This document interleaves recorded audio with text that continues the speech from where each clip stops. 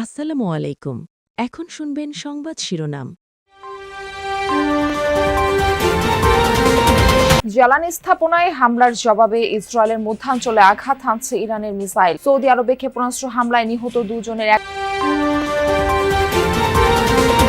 চট্টগ্রামের জঙ্গল সলিমপুরে অপরাধীদের অভয়ারণ্য উচ্ছেদে চলছে বিশেষ অভিযান। অংশ নিয়েছেন আইন শৃঙ্খলা বাহিনীর কয়েক হাজার। রেশনিং এর তেলের জন্য ফিলিং স্টেশনগুলোতে রাতভর গ্রাহকদের অপেক্ষা। যশোর ও সুনামগঞ্জে অবৈধ মজুদ ৬,০০০ লিটার জ্বালানি। কাল থেকে দেশে ১৪ স্থানে শুরু হচ্ছে ফ্যামিলি কার্ডের বিতরণ। মালিকানায় থাকবেন পরিবারের নারী প্রধানরা। পর্যায়ক্রমে দেয়া হবে। এতক্ষণ শুনছিলেন সংবাদ শিরোনাম। এখন শুনবেন বিস্তারিত। ইরান জুড়ে অব্যাহত যুক্তরাষ্ট্র ইসরায়েল যৌথ বাহিনীর অভিযান।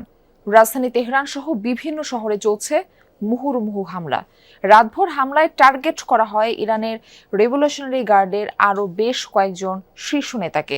ইস্পাহানে আইআরজিসির সিনিয়র নেতা আলী হাশেমির মৃত্যু হয়েছে বলে দাবি ইসরায়েলের। অঞ্চলটিতে বিপ্লবী গার্ডের ডেপুটি কমান্ডার ছিলেন তিনি। নিহত আয়াতুল্লাহ আলী খামেনির আরও এক সহযোগীকে তেহরানে হত্যা করা হয়েছে বলে দাবি করা হয়। অন্যদিকে লেবাননের বৈরুতে একটি হোটেলেও মৃত্যু হয়েছে ৫ জনের। এদের মধ্যে ৩ জন বিপ্লবী গার্ডের কমান্ডার।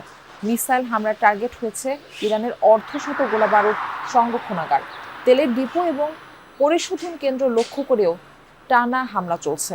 বিস্ফোরণের আওয়াজ পাওয়া গেছে তাবরিজ, ইস্পাহান বন্দর, আব্বাস, আহওয়াজ, ইয়াজাত সহ অনেক অঞ্চলে। পাল্টা জবাব দিয়ে যাচ্ছে ইরানও। ইসরায়েল সহ মধ্যপ্রাচ্যের মার্কিন মিত্র বিভিন্ন দেশ লক্ষ্য করে একের পর এক মিসাইল নিক্ষেপ করছে আইআরজিসি। হামলা চালিয়েছে কুয়েতের মার্কিন ঘাঁটিতে। ক্ষয়ক্ষতি সম্পর্কে জানা যায়নি। বড় ধরনের হামলা হয়েছে ইসরায়েলের মধ্যাঞ্চলে। ক্ষতিগ্রস্ত হয়েছে ভবন, রাস্তাঘাট, গাড়ি। টানা সাইরেন বাজতে শোনা গেছে তেল আবিব সহ বিভিন্ন শহরে। ২৪ ঘন্টায় আহত হয়েছে কমপক্ষে ১৫৭ জন।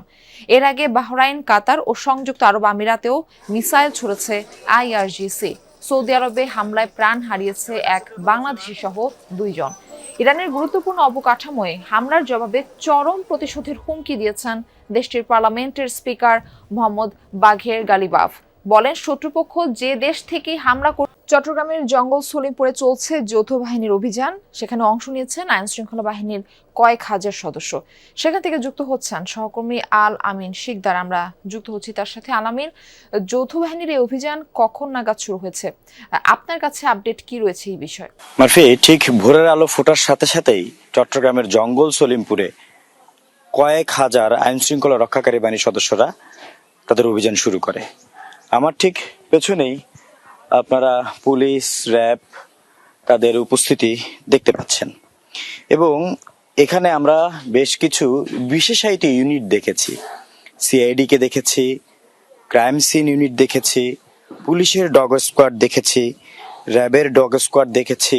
পাশাপাশি গোয়েন্দা তথ্যের ভিত্তিতে আমরা দেখছি যে বেশ কিছু ঘর তারা ঘিরে রেখেছেন এবং আমাদেরকে এই জায়গাটি পর্যন্তই সীমাবদ্ধতা দেওয়া হয়েছে এবং আমরা সেখান থেকে দেখানোর চেষ্টা করছি। ভেতরে সেনাবাহিনীর, আমি যেহেতু বলছি যৌথ বাহিনীর অভিযান, ভেতরে সেনাবাহিনীর বেশ কিছু এপিসি ট্যাঙ্ক যেগুলোকে বলা হয় সেগুলো প্রবেশ করেছে।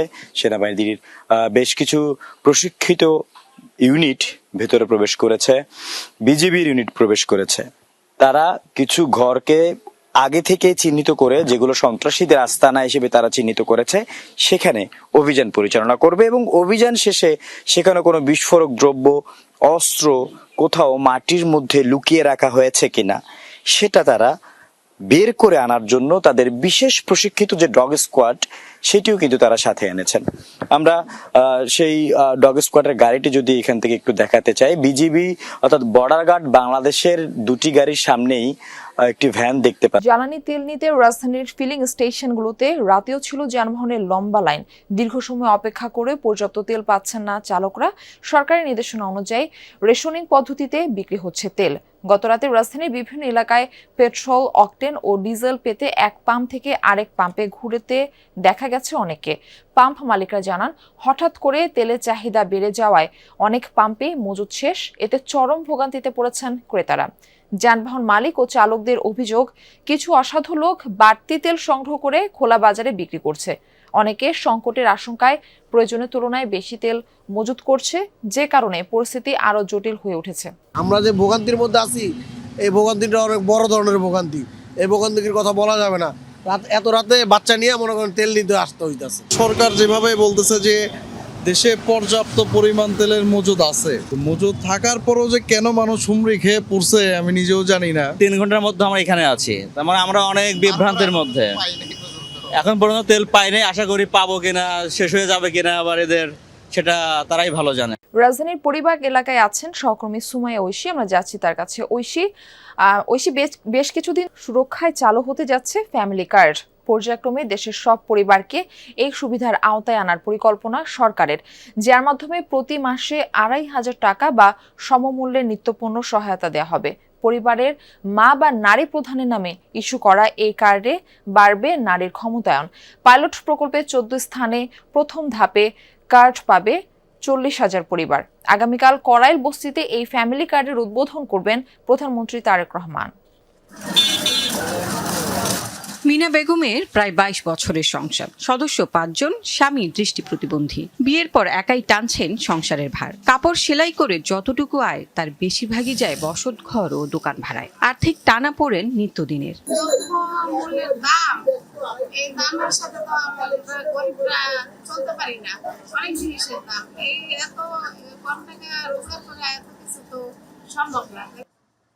30 বছরের মিনারার 4 সন্তান। রিকশা চালক স্বামীর যা আয় তাতে খাওয়া পড়াই দুষ্কর। করাইল বস্তির রাশেদা বেগম, শিরিন আক্তারের গল্প কম বেশি একই রকম। পড়াশোনা করাবার মতোই নাই, দিতে পড়ালেখা করাইতে পারতেছি না, নিজে তো কাজ করতে পারি না, পুনাই ছোট ছোট বাচ্চা নিয়ে। আমার বেকার, আমার স্বামী নাই, আমার ছেলে একটা বাড়ির থাকে, আরেকটা তো টাকা পয়সা চেনে না। আমি খুব অনেক বিপদ আছি। 10,000 ওষুধই লাগে, আর অনেক সময় একবার হাওয়াই। বিএনপির নির্বাচনী প্রতিশ্রুতি ছিল ফ্যামিলি কার্ড দেয়ার। সেই কর্মসূচির পরীক্ষামূলক যাত্রা শুরু হচ্ছে 10 মার্চ।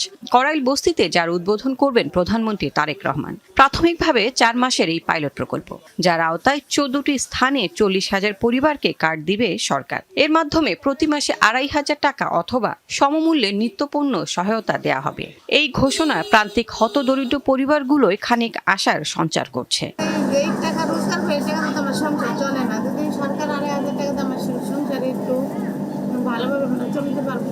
অনেক ভালো লাগছে। এরপরে 2 পয়সা খাইমু, 2 পয়সা রাখমু জমাইয়া ভবিষ্যতে লেগা। স্বামীর একটু হেলেবো, সেই পাবো, কষ্ট থেকে একটু দূর হবো, কোনোরকম উন্নতি করার জন্য চেষ্টা করবো, যাতে এটা আমাদের আয়তা হয়।